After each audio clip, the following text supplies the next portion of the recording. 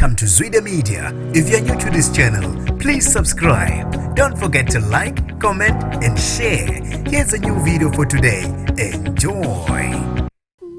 Uthi usephila kanzima umlisa wasothulini endaweni yasemsingo ongathandanga ukudalula igama nesibongo. Uthi usephila impilo yobhlungu emva kokuba walala nonkosikazi womuntu. Nginibingelele ngiphinde nginamukele kuphina kuphi lanibona khona le video. Mangoqala isijoyina kuleli khasi wamulekela igama lami ngusibonga konke wakandwande Mothanda ungangibiza intatheli ka YouTube. Uyabalisa wesilisa wasendaweni yasemsingo oneminyaka engu-38 okhale waze wavuka isibibithwana ngesikhathi edlulisa usizi lakhe emphakathini ecela usizo. Uthi ke walala nonkosikazi womuntu kusukela lapho akazange akuthola ukuthula ngoba ekhala ngokubolela unyawo nje usehlezi elele embhedeni. Ube secela namalungu omphakathi jikelele ukuba ke ayomxolisela kulomlisa amgile. Ukale waze wavuka isibibithwana umlisa oneminyaka engu-36 endaweni yasothulini emsinga ngesikhathi ebika ngosizi lwakhe ukuthi usebolele unyawo kusuka aqala ukulala nonkosikazi womuntu. Ucele amalungu omphakathi ukuba ngenelele amsiza ayomxolisela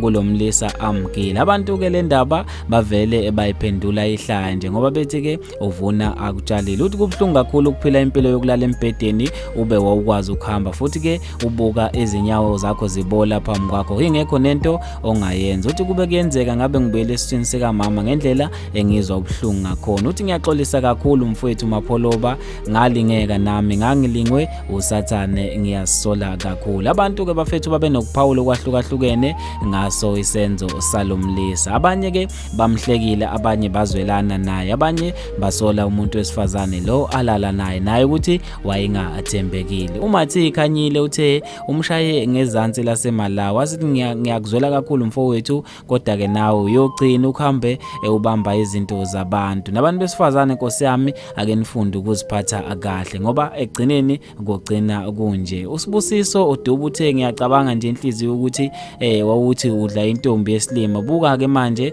sekuwena isilima. Uzezethu uthe ayi Nkosi yami bafazi mina bengithi indoda nayo uma ifebile makube nje ngoba yonke lento ibhlungu kuba bhlungu macala onke. Uthi ke buka manje umuntu usephila kanzima emva kokuba engathembekile. Umbali Nzimande uthe ubola kancane kungani wena wawenza into ekanje ulale nomfazi womuntu ube wazi ukuthi umfazi womuntu umukile Dlamini uthawo kodwa Jesu Nkosi yami ubhlungu esengathi ungaba ngcono bhuti wami uNkulunkulu uzoba nawe ngegama lika Jesu. Uzinhle Sidududle samanzimase duma ukuthi uthe umfazi nje isifebe lana ngesikhathi eshelwa nje umfazi wavuma kanjani ukuqoma indoda enye indoda waze wahamba wayo ulala naye. Kodwa ke nawe mfowethu ubofunda ngelinye ilanga ukuthi uthembeke ngoba kugcina kunje uma ungathembekile. Bafethu ke maningi kakhulu ama comment ngizofisa ukwazi ukuphala kwakho khona lapha kwi comment section ngalolu daba. Mina nje ngentatheli ka YouTube sengiphuma kanje ngithi